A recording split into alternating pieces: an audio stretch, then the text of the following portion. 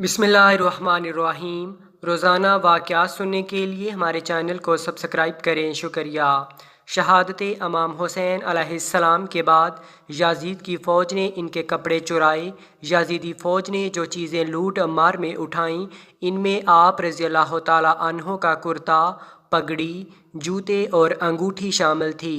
इसके बाद वो खेमों की तरफ दौड़े जहाँ पर हजूर अकरम सल्लल्लाहु अलैहि वसल्लम की नवासियाँ मौजूद थीं। उस बात का ख्याल किए बगैर यजीदी अफवाज ने खेमों को आग लगा दी और जो कुछ हाथ लगा उसको लूट लिया।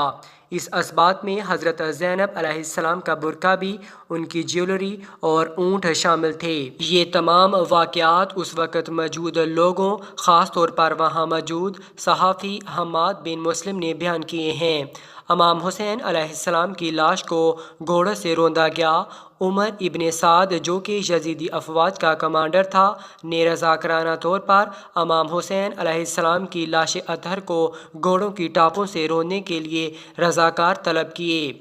हज़रत इमाम हुसैन अलैहिस्सलाम और इनके जानसारों को करबला की गर्म रेत पर बग़ैर दफनाए छोड़ दिया गया। ये वो मकाम है जहाँ पर हज़रत इमाम हुसैन अलैहिस्सलाम का अलमिया ख़त्म होता है और उनकी बहन हज़रत ज़ैनब अलैहिस्सलाम और बेटी सकीना अलैहिस्सलाम यानी हजूर अकरम सल्लल्लाहु अलैहि वसल्लम की नवासी और परनवासी और इनके साथ हजूर नबी करीम सल्लल्लाहु अलैहि वसल्लम के परनवासे इमाम सज्जाद अलैहिस्सलाम का इम्तिहान शुरू होता है। हजूर अकरम सल्लल्लाहु अलैहि वसल्लम के अहले बैत को गिरफ्तार करके कोफा ले जाया गया। उमर इब्ने साद ने जंग में बच जाने वाले अहले बैत अलैहिस्सलाम को गिरफ्तार कर लिया, इनको जंजीरों में जकड़ लिया और ऊँटों पर बैठाकर कोफा यानी इराक ले गए। यजीद की फ़ौज इमाम हुसैन अलैहिस्सलाम के बच जाने वाले अहले बैत को जानबूझकर इस रास्ते से ले गए जिस रास्ते पर हज़रत इमाम हुसैन अलैहिस्सलाम और इनके साथियों की लाशें पड़ी थीं, ताकि इन्हें ज़हनी अज़ियत हो। जिस वक़्त हज़रत सकीना अलैहिस्सलाम ने ये अफसोसनाक मंज़र और अपने वालिद की लाश देखी तो उस वक़्त उनकी उम्र छोटी थी। जब वो कोफा में दाखिल हुए, यजीदी अफवाज ने इस बात को यकीनी बनाया कि हर कोई इन्हें देखे। हज़ूर अकरम सल्लल्लाहु अलैहि वसल्लम के घराने को कैदी करार देकर इन्हें अवाम में फिराया गया।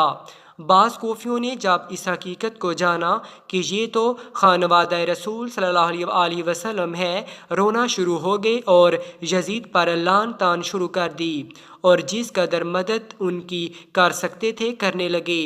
गवर्नर कोफा अबैदुल्ला बिन ज़ियाद के महल तक पहुँचने से कबल यजीदी अफवाज ने हज़रत इमाम हुसैन अलैहिस्सलाम का सर नेज़ों पर टकाकर कैदियों के हमरा उठा कर चलना शुरू कर दिया।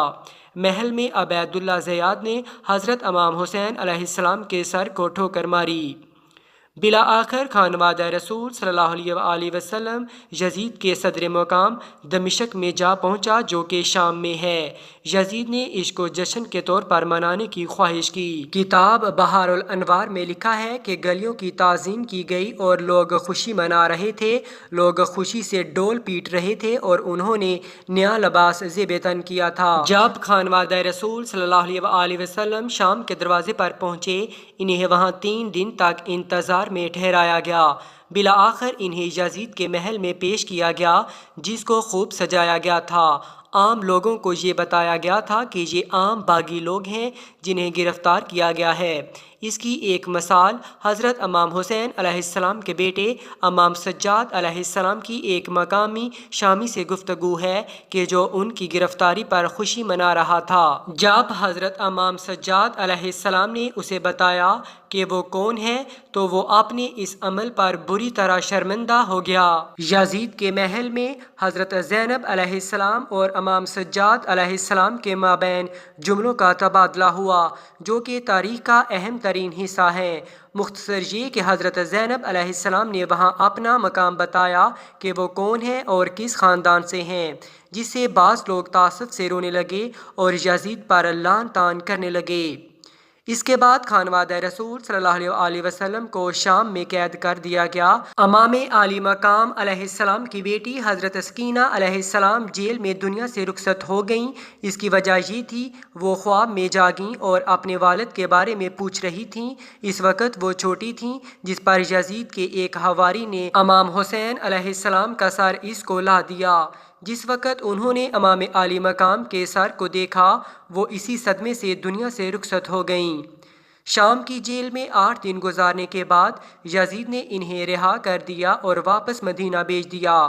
مدینہ داخل ہونے والے وہ اپنے باقی خاندان سے ملے۔